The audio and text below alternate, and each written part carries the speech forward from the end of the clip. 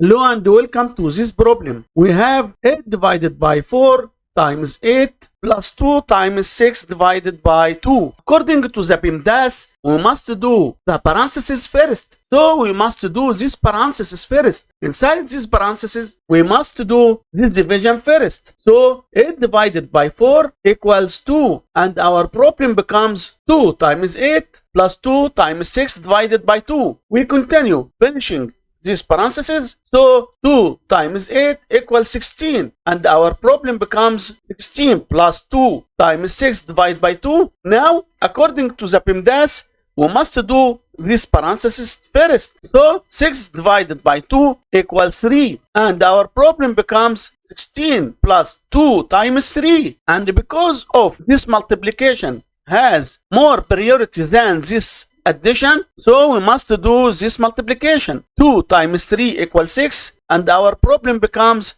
16 plus 6, which equals to 22. And this is our final answer to this problem.